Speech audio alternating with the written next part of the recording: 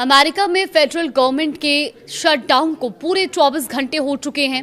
Congress funding bill को लेकर किसी सहमति पर नहीं पहुंच पाई और रात 12 बजे के बाद से कई सरकारी विभाग और एजेंसियां बंद होने लगी। इस बीच तुरंत शटडाउन खत्म करने का एक प्रस्ताव सीनेट में लाया गया, पर वहां जरूरी समर्थन नहीं मिल पाया। नमस्कार, आप देख रहे हैं न्यूज़ 18 का डिजिटल प्लेटफॉर्म और मैं हूं आपके साथ जागृति खंतवाल।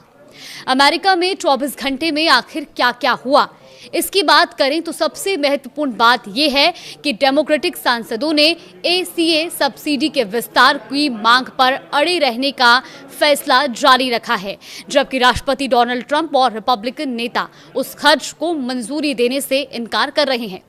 यही असहमति शटडाउन की सबसे बड़ी वजह बनी हुई है। शटडाउन के बाद से व्हाइट हाउस और उपराष्ट्रपति JD वेंस लगातार चेतावनी दे रहे हैं। उपराष्ट्रपति JD वेंस अचानक व्हाइट हाउस की एक प्रेस कॉन्फ्रेंस में पहुंच गए। उन्होंने चेतावनी दी कि अगर ये टकराव कई दिनों या हफ्तों तक चला तो फेडरल कर्मचारियों की छटनी करनी पड़ सकती है। उन्होंने प्रेस ब्रीफिंग में भी कहा कि मामले के खींचने पर नौकरियां जाने का असर अस्थायी नहीं रह सकता। व्हाइट हाउस की प्रेस सेक्रेटरी कैरोलिन लोविट ने ये भी माना है कि एजेंसियां कटौती की तैयारी कर रही हैं और छटनी नजदीक मानी जा रही है।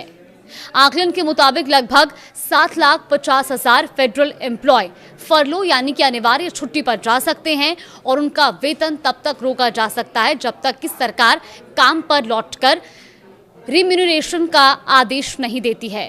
कई आवश्यक कर्मचारी जैसे कि सैन्यकर्मी, एयर ट्रैफिक कंट्रोलर और बॉर्डर एजेंट ड्यूटी करते रहेंगे, पर वो कुछ समय के लिए बिना वेतन के काम कर सकते हैं। हालांकि शटडाउन को लेकर FBI एजेंट्स एसोसिएशन और अन्य सुरक्षा समूहों ने चेतावनी दी कि इससे जांच, निगरानी और फॉरेंसिक कार्य प्रभावित हो सकते हैं।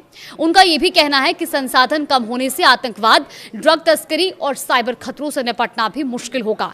इसीलिए कई शीर्ष सुरक्षा अधिकारी और संघों ने शटडाउन को राष्ट्रीय सुरक्षा का मसला करार दिया है। ट्रंप ने शटडाउन को एक मौका बताया। वो डेमोक्रेटिक प्रोजेक्ट्स और सरकारी खर्च कटौती कर सकेंगे, तो वहीं विपक्ष ने रिपब्लिकनों पर आरोप लगाया कि वो ही इस संकट के जिम्मेदार हैं।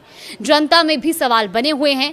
एक हालिया पोल की अगर हम बात करें तो उसमें 38% लोगों ने रिपब्लिकनों को दोषी माना, 27% ने डेमोक्रेटिक्स और 31% ने इन दोनों ही पक्षों को जिम्मेदार बताया है। DOI की योजना के मुताबिक कई नेशनल पार्क आंशिक रूप से खुलेंगे, पर सेवाएं कम होंगी और संवेदनशील हिस्से बंद किए जा सकते हैं।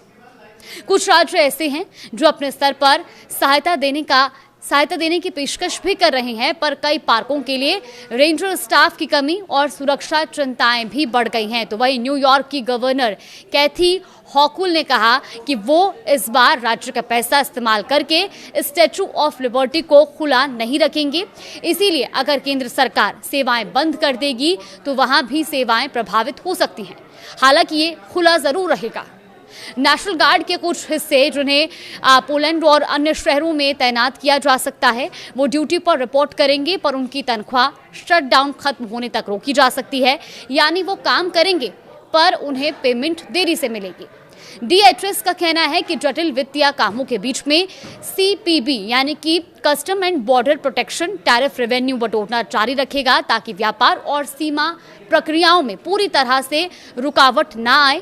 हालांकि स्टाफ की कमी से ये प्रक्रियाएं धीमी जरूर हो सकती हैं। कांग्रेस के दोनों सदन आगे बहस करेंगे, पर सीनेट में 60 वोट चाहिए थे, जो इस बार नहीं जुट पा रहे। अगर डील नहीं बनी तो शटडाउन लंबा चल सकता है और इसका असर महीनों तक देखने के लिए मिलेगा, जिससे सीधा सीधा असर लोगों की सैलरी में देरी, सरकारी सेवाओं में कटौती और राष्ट्रीय सुरक्षा कार्रवाइयों पर दबाव होगा।